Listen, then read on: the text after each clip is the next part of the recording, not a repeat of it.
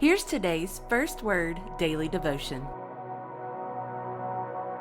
It's January the 20th, and as we come to our reading today, it's important for us to keep in mind that we are in a Genesis 3 world, and that is a world that's filled full of sin, a world that's filled full of brokenness. And we see a tragic story today, the story of Dinah, the daughter of Leah.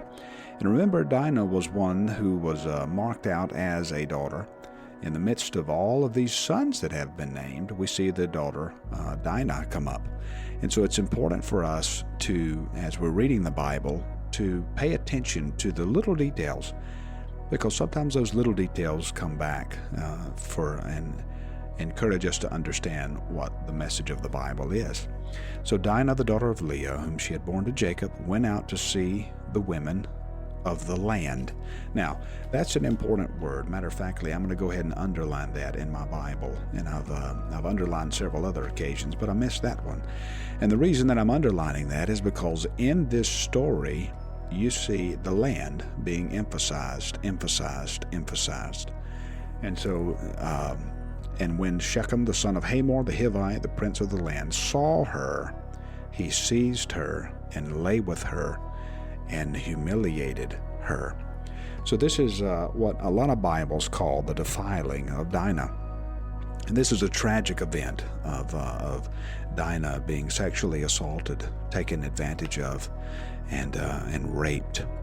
And as we agree here with Jacob, or with the narrator, such a thing, right before verse 8, such a thing must not be done.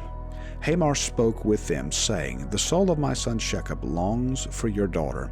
Please give her to him to be his wife. Make marriages with us, give your daughters to us, and take our daughters for yourselves." Now, here's the condition. Pay attention. "You shall dwell with us, and the land shall be open to you." And so here is Hamor thinking that he has a negotiation tactic. He's thinking, okay, we've got this land. Well, you remember what the Lord said to Jacob back earlier? He confirmed the covenant with him and told him that he was going to give this land to him.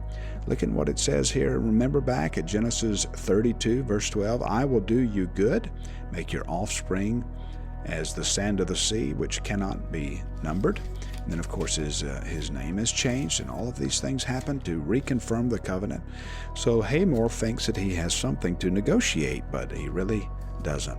And again, just to confirm that this is the way that things are going. Verse 10, "You shall dwell with us, and the land shall be open to you. Dwell and trade in it. Get property for it." And then we see this again repeated in verse 21. "The men are at peace with us. Let them dwell in the land." And so here they have this plot that is really a plot of revenge, where they convince these men to become as they are, to be circumcised. And while they're still healing, they took their swords and came against the city while it felt secure and killed all of its males. Verse 26, "They killed Hamor and his son Shechem with the sword and took Dinah out of Shechem's house, and they went away. The sons of Jacob came up and slain and plundered the city because they had defiled their sister." But then look at Jacob. Look at Jacob's response. Jacob said in verse 30, said to Simeon and Levi, "You have brought trouble on me." And then look at the question. "But they said, should he treat our sister like a prostitute?" So their motive was revenge. But look at what happens in chapter 35. Don't miss this. "God said to Jacob, Arise, go up to Bethel, and dwell there. Make an altar there to God who appeared to you when you fled from your brother Esau. Put away the foreign gods that are among you and purify yourselves. Change your garments. Then let us arise and go to Bethel, so that I may make there an altar to the God who answers me in my day of distress, and has been with me wherever I have gone." God appeared to Jacob in verse 9 of chapter 35 again. And look at what he calls him. The name that he called himself, the name that he revealed himself as to Abraham. "I am El Shaddai. I am God Almighty." And then we see at Bethel, Isaac breathed his last and he died. he was gathered to his people, old and full of days, and his son Esau and Jacob buried him. Now, here's something that I want us to mark in our minds. Matthew chapter 11, verses 20 through 30.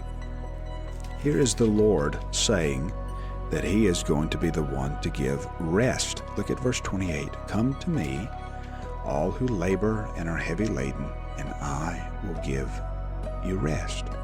Here's what we need to know. Here's what we need to know. From the story of Dinah and Jacob and all of these stories, here's what we need to know.